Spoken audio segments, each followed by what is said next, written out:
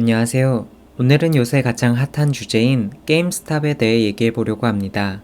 경제와 주식을 공부하는 사람으로서 지금 일어나고 있는 일에 관해 영상을 안 찍을 수가 없는데요. 먼저 호주 시장은 미국에서 시작된 헤지펀드와 개인 투자자의 대립으로 자금 유출과 실적 시즌이 맞물리면서 대부분의 주식이 하락하고 트레저리 와인이나 타살 같은 상대적으로 안전자산이라고 여겨지는 주식들이 오르는 것을 볼 수 있었는데요. 사건의 발단은 이렇습니다. 게임스탑은 호주 이빅게임스의 모 회사이자 게임 관련 기기나 액세서리를 파는 소매 중심 회사입니다. 팬데믹 기간 동안에는 대부분 온라인으로 판매를 진행하였지만 대부분의 게임은 스팀과 같은 회사를 통해 온라인으로 판매가 되어 회사의 수익은 그리 좋지 못했습니다. 이렇듯 이 회사는 엄청난 잠재력을 가진 회사는 아닌 것처럼 보여집니다. 그렇기에 헤지펀드들은 회사의 가치가 앞으로 떨어질 것으로 예상하고 숏에 베팅합니다. 한국에서도 공매도에 대한 얘기가 굉장히 많은데요. 공매도에 대해 잠시 설명을 드리자면 회사의 주식을 빌려서 나중에 다시 갚겠다고 약속하고 매각합니다. 그들의 예상이 맞아 회사의 주가가 하락하였을 때 주식을 다시 사서 갚는 것을 말합니다. 도박이라고 생각하시면 됩니다. 게임스탑처럼 가격이 하락하지 않고 상승한다면 상승한 가격에 다시 사서 갚아야 하는 것입니다. 온라인 커뮤니티 사이트인 월스트리트배트에서는 헤지펀드들이 유통주식의 140%를 공매도하는 것을 알고 붕괴하게 되는데 이에 개인 투자자들은 헤지펀드에 대항하여 주식 매수 인증 영상을 올리면서 이 사건이 시작되었습니다. 차마스, 앨런 머스크와 같은 여러 유명 인사들도 공매도에 대한 부정적인 의견을 개진하면서 정점을 찍게 됩니다. 앨런 머스크가 트윗에 올린 내용이 있어 가져왔습니다. 너가 집을 가지고 있지 않으면 팔 수 없고 차를 가지고 있지 않으면 팔 수 없다. 근데 가지고 있지도 않은 주식을 팔 수 있다고? 이건 사기지 라고까지 얘기합니다. 이에 모든 투자자들은 합심해 게임스탑의 주식을 사들였고 게임스탑의 주가는 하늘 높은 줄 모르고 치솟습니다. 1월 28일 게임스탑 주식 차트입니다. 하루에 100불에서 500불 사이를 넘나들며 미친 변동성을 보여줬는데요. 헤지펀드들은 청산일이 돼도 주가가 몇십, 몇백 퍼센트 치솟아 주가 상승 보름 만에 포기를 선언했습니다. 이에 이들은 오른 주가에 다시 주식을 사들여 주식을 갚았는데요. 다시 사야만 하는 과정에서 주가 변동성은 더 커졌습니다. 상승장에 상승을 더하는 이것을 숏 스퀴즈라고 합니다. 이들의 피해 규모는 약 70억 달러, 8조 정도 된다고 합니다. 이번 일을 어벤져스 엔드게임에 패러디한 영상이 있어 이해를 돕기 위해 가져와 봤습니다.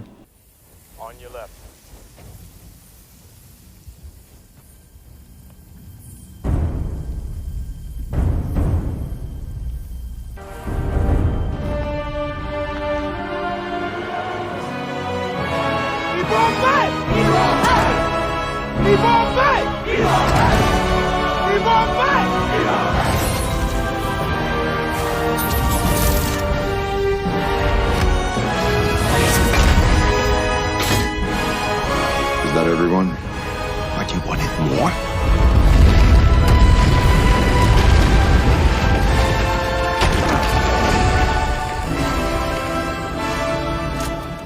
Assemble.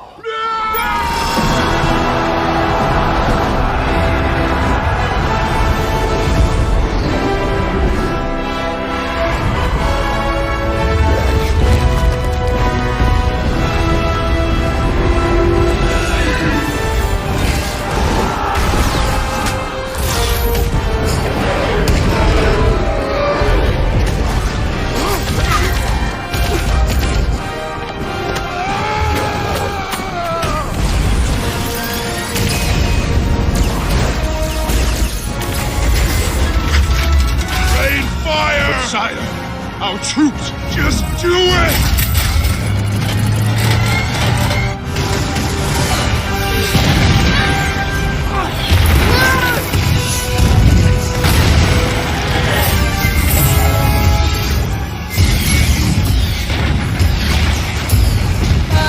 Is anyone else seeing this?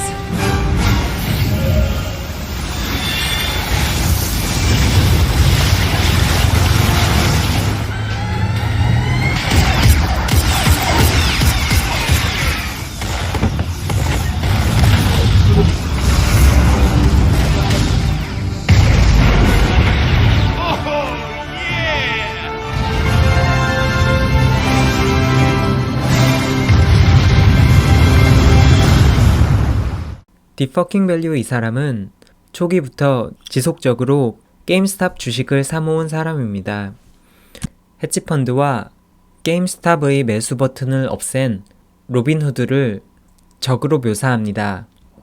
주식하는 사람으로서 주가에 관한 현재 저의 생각은 비관론보다는 낙관론에 가깝습니다. 하지만 다른 헤지펀드들이 300불, 500불 하는 게임스탑의 주가가 비싸다고 판단하여 공매도를 다시 들어오고 있는 점, 이에 현재 공매도 잔량이 아직도 110%가량 남아있는 점으로 보아 헤지펀드들과 개인 투자자 간의 전쟁은 앞으로도 계속될 전망입니다.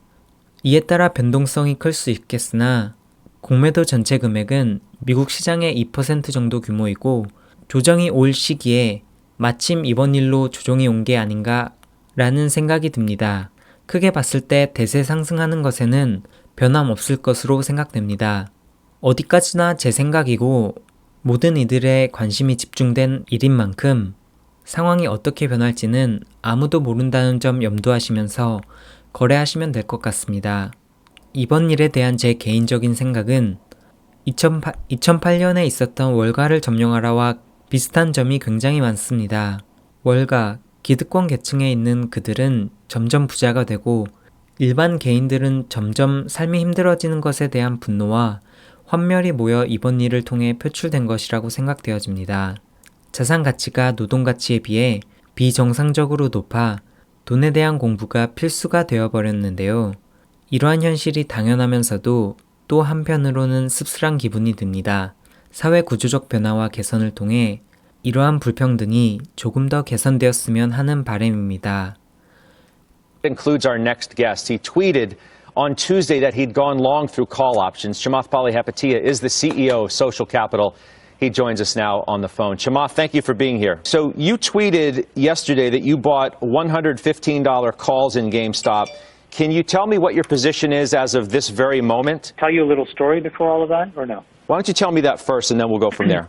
So this morning I woke up after spending all last night in Wall Street Bets, reading about all of this stuff.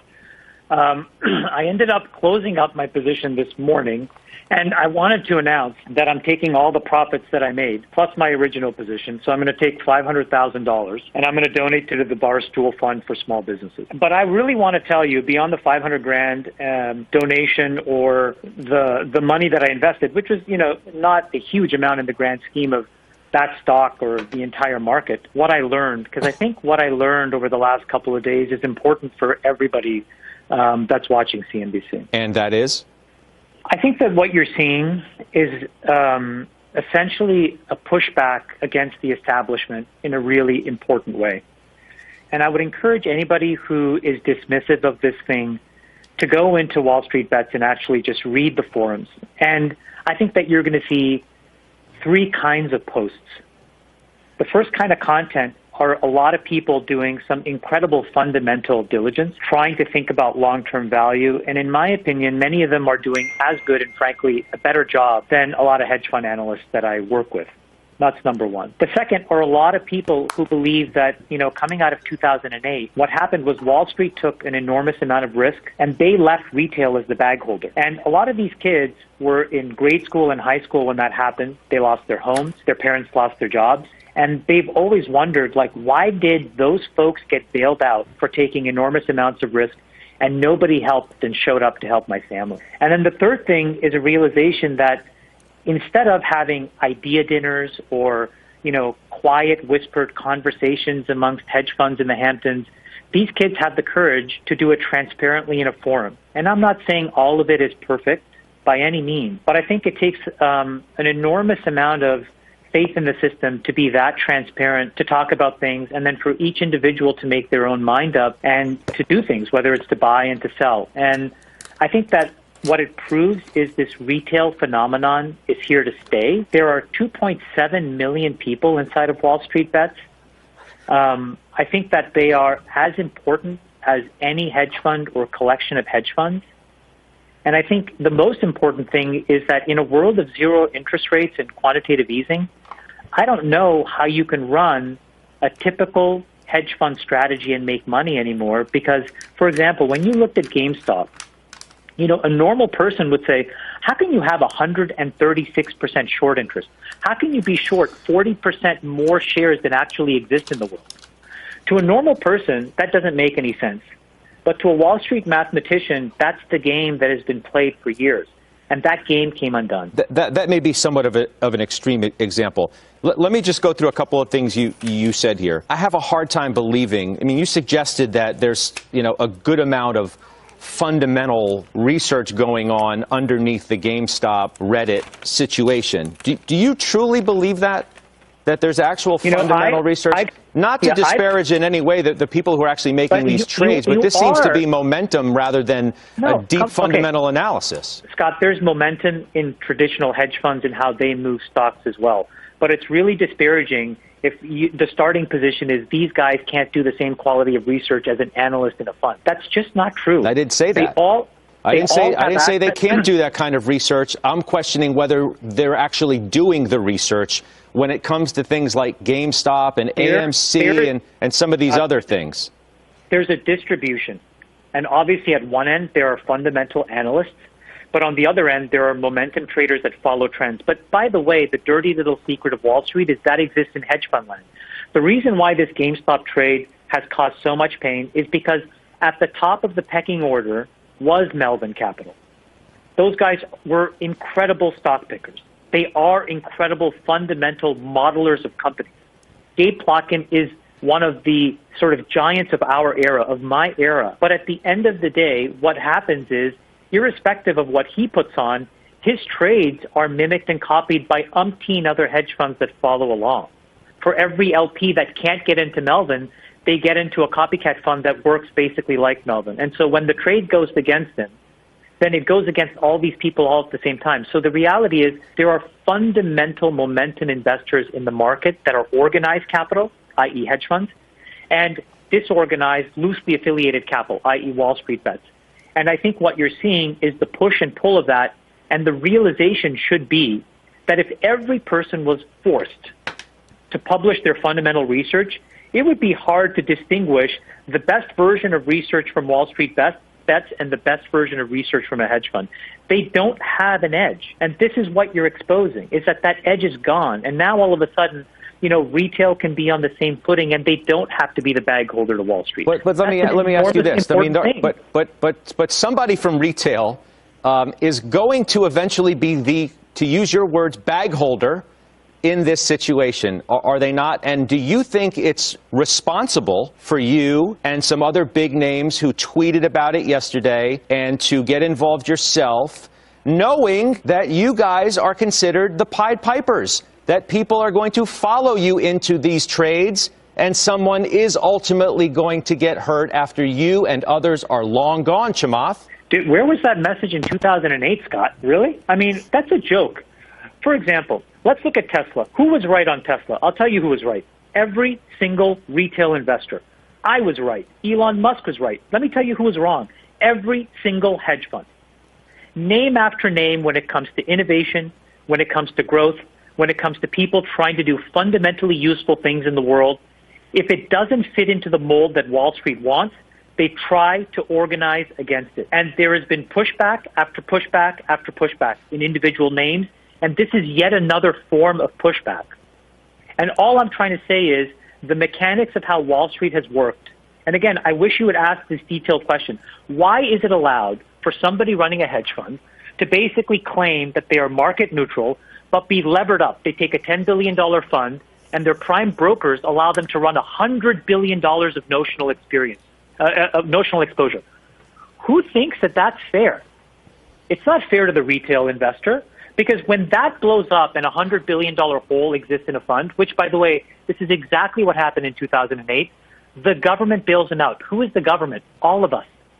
So, retail has been the bag holder before. Retail hasn't caused these things before. Hedge funds have caused these things before. So if you're going to talk about taking the gun away from the baby, let's make sure we figure out who the baby is. Yeah, but do you think that you helped fan the flames and others like you, whether it's, one of the Winklevi brothers tweeting about it, Elon Musk tweeting about it, that it's ultimately driving this stock up well beyond what the fundamentals say that it should be? Do you think that GameStop is worth $350 a share? What I can tell you is that when I put that position on, $125,000 position, I used it to acquire knowledge and learning. And what I was trying to figure out is how these positions move in the modern trading era. And what I can tell you is, up until that point, the setup made no mathematical sense. How do you be short 140% of a company's shares?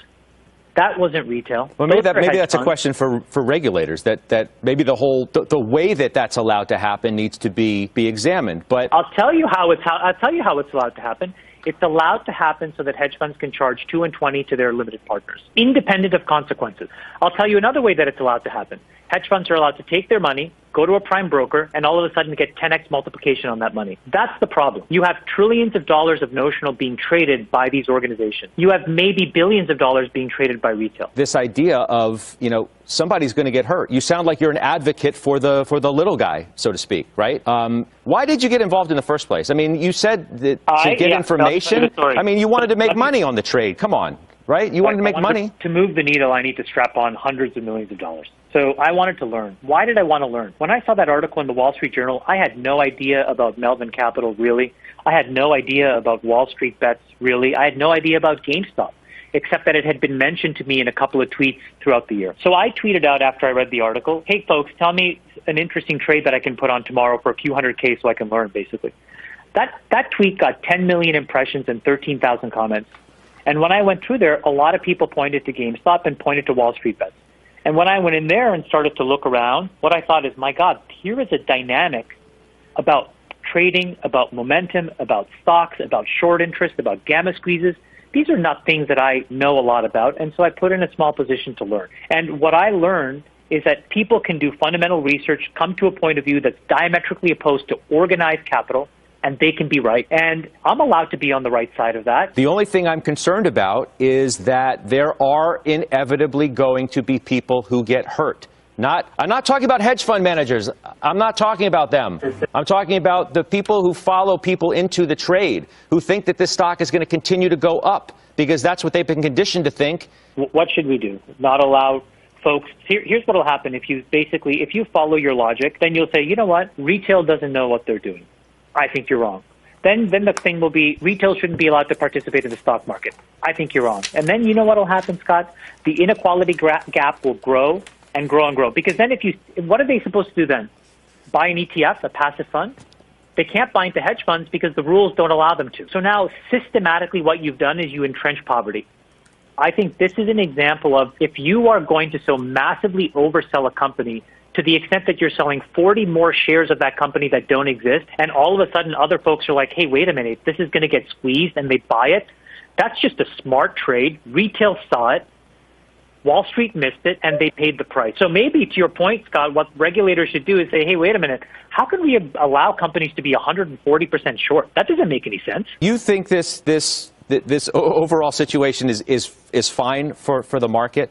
I'm also curious as to, look, you have taken companies public through SPACs at a rate that others have not. You're relying on the integrity of the stock market itself to be able to do what you do and be successful doing it. You don't think what we're witnessing now calls into question the integrity of the stock market, that a lot of different stocks with seemingly no fundamental story behind them to this degree can see their stocks rise in this magnitude, and all of that is just fine? That there's nothing wrong with the integrity of the system if that is occurring? The lack of integrity in the system is the precursor that caused GameStop to be sold short 136%, and for people to try to pile on and destroy a company in front of our eyes.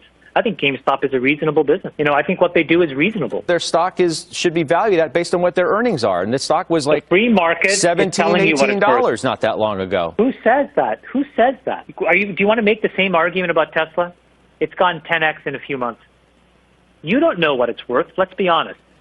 Okay? You don't think that Tesla's growth prospects?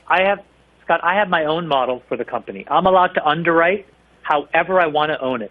Everybody that bought that stock is also underwriting how they want to own it. And the point is, just because you're wrong doesn't mean you get to change the rules, especially when you were wrong, you got bailed out the last time. I still haven't heard you tell me what the fundamental case is for GameStop at $3.50 or AMC theaters, which have been closed for months and months and months, is worth what the stock's trading at now, or any number of these things, the way that they're trading. There's no fundamental reason why they're there. They're trading because there's this momentum cohort behind it, whether it's on Reddit or Robinhood or wherever else. Why is that all of a sudden so wrong to you, this kind of momentum trading? Because, for example, if you look under the hood on every quant strategy, organized, quantitative, strategic hedge funds on Wall Street, those things are all momentum shops. They trade day over day, massively levered, small swings.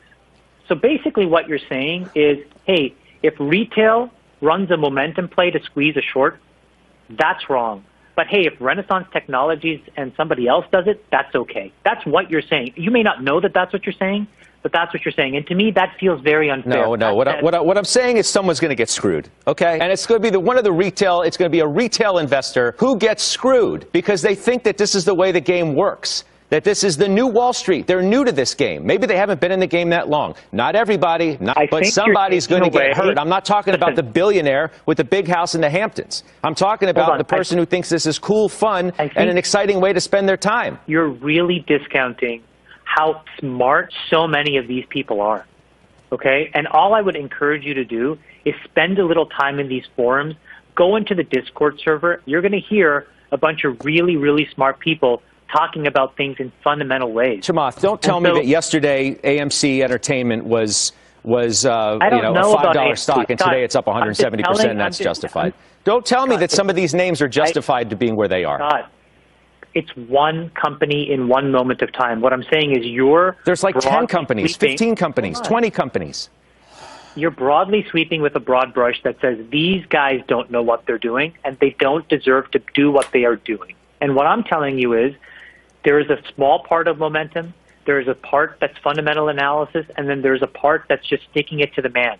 But the reality is it's all allowed in a free market. And all of a sudden, if you start to gate decisions by individual people, all you're going to do is systematically lock in institutional ways of making money for institutional clients. And I don't think that's the solution. If you want to go and address the solution, fix how risk-taking happens at the institutional level, fix the precondition, fix the ability for these stocks to be so massively shorted in the first place, change the business model of funds so that they're not forced to be these small net, highly levered funds. Change the leverage ratios, but don't all of a sudden look at a short squeeze where money is being made by retail and all of a sudden say, hey, they could and may be the bag holder in the future, so let's make sure that they can never participate in the future. That's crazy. People in retail would analyze that stuff so intricately, and we would know where the tripwires were, okay? The reason why GameStop happened, Scott, was not, again, because of a fundamental disagreement about valuation. It was because of portfolio construction arbitrage. Too much leverage, too much short selling, too many put buying. All of that stuff contributed to this dynamic. That was an institutional dynamic that was created by institutional capital.